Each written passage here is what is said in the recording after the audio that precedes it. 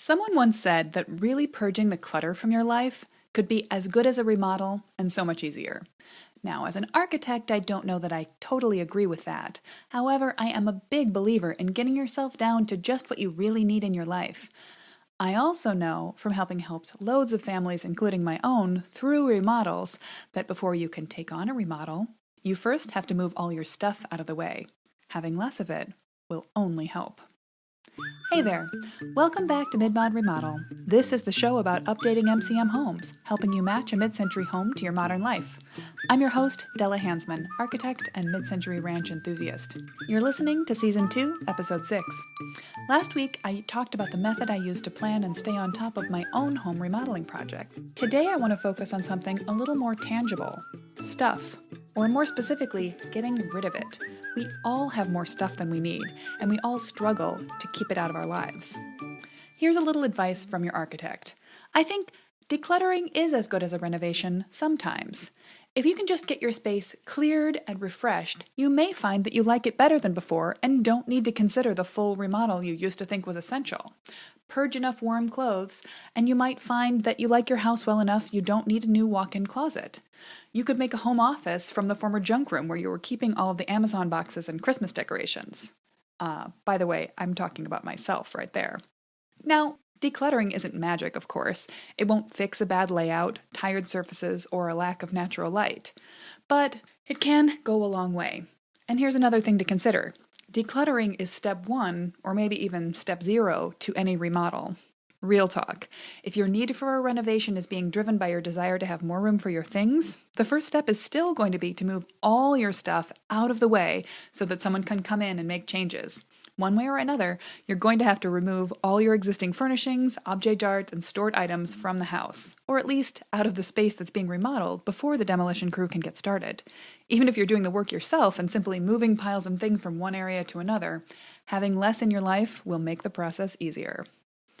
Today, you'll find the show notes for this episode at www.midwad-midwest.com/206. Living with less can be a real challenge, but it can also be incredibly rewarding and freeing. I've had 2 key periods in my life where I lived with very little in the way of material possessions on a day-to-day basis, and both were some of the happiest I can remember. In 2007, I spent 5 months living in a disaster relief volunteer camp behind a church in Biloxi, Mississippi. I and a handful of other grad students took the semester to help out with a rebuilding effort in the wake of Hurricane Katrina. We surveyed damaged homes, proposed civic and individual design solutions for reconstruction, and occasionally lent a hand just clearing out waterlogged and moldy debris from houses that still hadn't been addressed since the hurricane 15 months earlier. During that period, we each lived in what's known as a 4-man camping tent. The individual tents were arranged under a bigger army tent for added rain and weather protection. It was January when we moved down there. I set up an air mattress inside my tent on milk crates, unpacked my backpack onto a set of broken shelves, snagged a cut-off log for a bedside table, and settled in for the duration. When I moved back into my studio apartment, it felt strangely overlarge. I had all this stuff I didn't know what to do with. Eventually, I adjusted. I remembered what all the kitchen equipment, art supplies, and books were there for, and I moved on.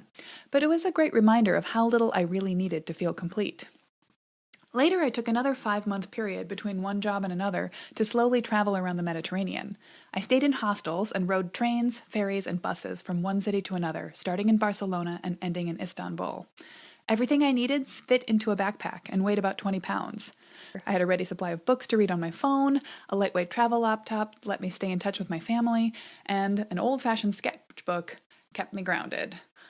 I had a few changes of clothes and a spare pair of sturdy walking shoes. That was pretty much it. Again, I didn't totally divest myself of the rest of my stuff.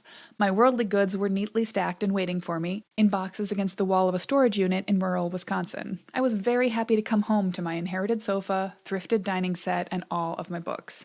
But what that kind of lightweight travel reminded me is that none of my things are what define who I am or make me truly happy. Now, there's an efficiency proverb known as Parkinson's Law, which states that work expands to fill the time available for its completion.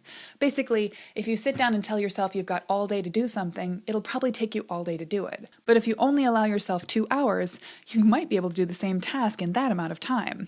Similarly, we tend to fill up our available space with stuff. Now that I live in a 3-bedroom ranch, I have way more stuff than I need. I have the freedom and space to hang on to cardboard boxes that I might reuse someday, accumulate tools galore and construction debris that might come in handy, and to let my clothes build up in generous closet space. I know it's happening, and I'm not always the best at stopping it. I'm sure you feel the same way. Plus, for those of us who love vintage and mid-century modern supplies, we have an additional source of stuff. All the sweet vintage store and yard sale finds that are always tempting us to bring them home, fix them up later. So, what can we do about this? Now, the woman who said that a declutter is as good as a remodel is named Marla Cilley, better known as FlyLady. I'll come back to her in a minute. I don't actually always agree on her with this because as a designer, I almost always see ways that we can improve layouts, add light and functionality to a space with a remodel. Things that mean we can really benefit from making that additional change. However, I totally agree that sometimes a declutter is as good as an addition. We have been primed as Americans to think that bigger is better in nearly every regard. But often that's just not true. Sometimes just rearranging the space inside our house is what we need to make it work better. We don't need any more space if we don't have too much stuff. Another piece of excellent Marla Cilley advice is purge before you organize. In other words, you can't organize clutter. You have to get rid of the things you don't need or love before you can create a good system for storing, accessing, and enjoying the things you really do want in your life. Now, it's all well and good for me to just cheerily tell you, declutter, get rid of things. That's easier said than done. So let's focus on a couple of specific examples. One of the reasons you likely want to remodel is to change your kitchen. Now you might be saying, oh my God, I can't cook another meal in this kitchen where there is no room for my food or extra equipment. You can make space for yourself with a declutter. I guarantee there are some things in your kitchen right now that don't need to be there. So here are two pretty easy exercises. First, take everything off of your kitchen counter. Give it a good scrub. Before you put things back, make sure you use and need those things out every day. If you don't, find another spot for them. Consider if you didn't look at all those things every day, and if they weren't taking up half the space of your counter, the kitchen would feel bigger. Conversely, go deep. Dig out the back of your cabinets. Does all that stuff really belong there? Do you even use it?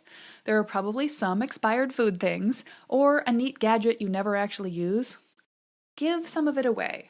Or consider demoting those things that you use only seasonally, for Thanksgiving and Christmas, for example, out of your kitchen. Get a big Rubbermaid bin, put those things on a shelf in the basement. Boom! You just made your kitchen bigger. Now, that doesn't mean you made your kitchen perfect. It may still have layout issues, worn finishes, appliances that need replacing, and more. But when you think about planning a remodel, you might not actually need to make your kitchen bigger to make it better. Once you've done a thorough declutter, you can take a more realistic view of what really needs to be changed. Ditto a master suite. Maybe you're just dying for a master suite edition because you don't have nearly enough space for all your and your partner's clothes and things. Consider splitting your clothes by season. Here in Wisconsin anyway, I pretty much guarantee I won't be needing my shorts and sandals for another few months at least. Whereas in the summer, I need a light sweater or two, but I won't be wearing heavy wool layers or the snow pants that I pull out for 20-degree mornings at the dog park. Again, investing in some sturdy storage bins and putting half your wardrobe, or even a third of it, a little further from your daily spaces is a great way to instantly increase the storage capacity of your living areas. And I don't tell you this to say you can't have a remodel. Hell, I'm an architect. I want to help you remodel your house. It's fun for me. But I want people to be able to focus on the areas of a remodel that will really make their life joyful, rather than trying to solve a pain point of, I don't have enough room for my stuff, when they could be focusing on beautiful finishes, emphasizing mid-century details, or the most essential parts of their day in their home. So let's talk about a couple of decluttering theories you may or may not have heard of and be a fan of Marie Kondo. I love her philosophy, but I think her promise that you can sort your whole life, purge the unnecessary, and then never deal with clutter again is either a ridiculous oversell or maybe just a mismatch of clutter cultures. I went through and did a Kondo-style purge of my home back in 2015 or so, and guess what? I have clutter in my life again. But I also have less of my old college paperwork, childhood paraphernalia, and books I'll never read again. So, thanks, Marie. There's an alternate system I actually prefer for thinking about decluttering in my own life. It's known as the FlyLady system, and it's designed by Marla Cilley, who I mentioned earlier. You can find it online at flylady.net, and when you go there, you will see that it is an incredibly old school website, but the principles of it are so universal that I find them to be really practical for myself today. She talks about breaking down your house into zones and approaching each zone on a monthly basis. She recommends you spend just 15 minutes a day working in each of those areas, one at a time. It's her methodology for keeping your house clutter-free and shiny clean. It really works. But what I wanted to talk about today are her philosophies of actually decluttering. As she says, you must purge before you organize. So she starts by helping people get rid of extra stuff.